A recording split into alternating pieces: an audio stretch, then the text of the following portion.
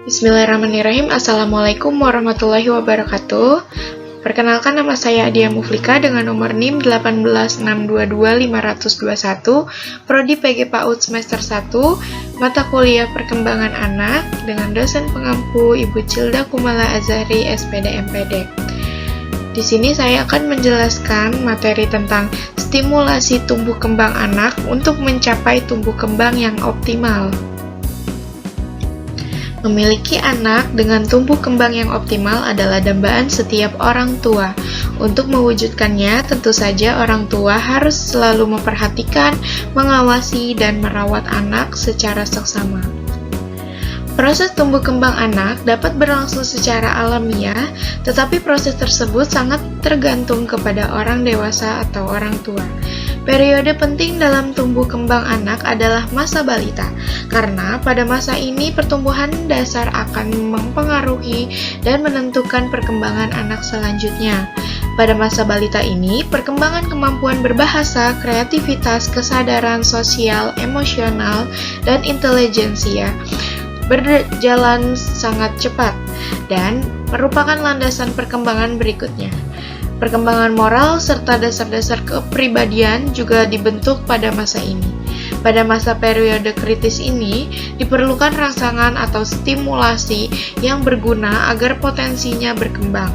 Perkembangan anak akan optimal bila interaksi diusahakan, sesuai dengan kebutuhan anak pada berbagai tahap perkembangannya.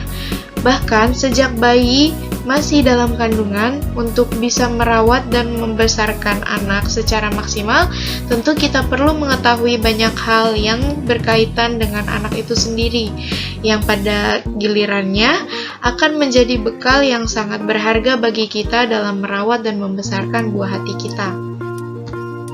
Tumbuh kembang anak sehat. Istilah tumbuh kembang sebenarnya mencakup dua peristiwa yang sifatnya berbeda, tetapi saling berkaitan dan sulit dipisahkan, yaitu pertumbuhan dan perkembangan. Pertumbuhan berkaitan dengan masalah perubahan dalam besar, jumlah atau ukuran yang bisa diukur dengan ukuran berat, gram, kilogram, dan ukuran panjang sentimeter atau meter. Sedangkan perkembangan adalah bertambahnya kemampuan dalam struktur dan fungsi tubuh yang lebih kompleks dari seluruh bagian tubuh sehingga masing-masing dapat memenuhi fungsinya, termasuk juga perkembangan emosi, intelektual, dan tingkah laku sebagai hasil berinteraksi dengan lingkungannya. Ada dua faktor utama yang mempengaruhi tumbuh kembang anak. Yang pertama ada faktor genetik. Ini menentukan sifat bawaan anak tersebut. Kemampuan anak merupakan ciri-ciri yang khas yang diturunkan dari orang tuanya. Lalu ada faktor lingkungan. Yang dimaksud dengan faktor lingkungan yaitu suasana di mana anak itu berada. Dalam hal ini, lingkungan berfungsi sebagai penyedia kebutuhan dasar anak untuk tumbuh kembang sejak dalam kandungan sampai dewasa. Lingkungan yang baik akan menunjang tumbuh kembang yang baik pula. Kebutuhan dasar anak untuk tumbuh kembang secara umum dibagi menjadi tiga, yaitu yang pertama ada kebutuhan fisik biomedis atau ASU. Meliputi pangan gizi, perawatan kesehatan dasar seperti imunisasi, pemberian ASI, penimbangan yang teratur, pengobatan, pemukiman yang layak, kebersihan perseorangan, sanitasi lingkungan, pakaian, rekreasi, kesegaran jasmani. Lalu yang kedua ada kebutuhan emosi atau kasih sayang, ASI. Kasih sayang dari orang tua akan menciptakan ikatan yang erat dan kepercayaan dasar untuk menjamin tumbuh kembang yang selaras baik fisik, mental, atau psikososial. Lalu yang ketiga ada kebutuhan akan stimulasi mental, ASA. Stimulasi mental mengembangkan perkembangan kecerdasan, kemandirian, kreativitas, agama, kepribadian, moral, etika, produktivitas, dan sebagainya. Anak yang mendapatkan ASU, ASI, dan ASA yang memadai akan mengalami tumbuh kembang yang optimal sesuai dengan potensi genetik yang dimilikinya. Perkembangan anak. Periode penting dalam tumbuh kembang anak adalah masa balita. karena pada masa ini pertumbuhan dasar yang akan mempengaruhi dan menentukan perkembangan anak selanjutnya. Pada masa balita ini, kemampuan bahasa, kreativitas, sosial, emosional, dan intelijensia berjalan sangat cepat dan merupakan landasan perkembangan berikutnya. Perkembangan moral serta dasar-dasar kepribadian juga dibentuk pada masa ini.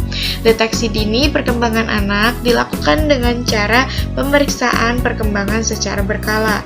Apakah sesuai dengan umur atau telah terjadi penyimpangan dari perkembangan normal? 4 parameter yang dipakai dalam menilai perkembangan anak adalah yang pertama, gerakan motorik kasar seperti pergerakan dan sikap tubuh, gerakan motorik halus, contohnya menggambar, memegang sesuatu benda, dan lain-lain.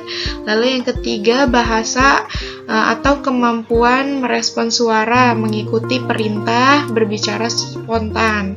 Yang keempat ada kepribadian atau tingkah laku, yaitu bersosialisasi dan berinteraksi dengan lingkungannya. Nah, di sini ada stimulasi dalam tumbuh kembang anak. Kemampuan dan tumbuh kembang anak perlu dirangsang oleh orang tua agar anak dapat tumbuh dan berkembang secara optimal dan sesuai umurnya.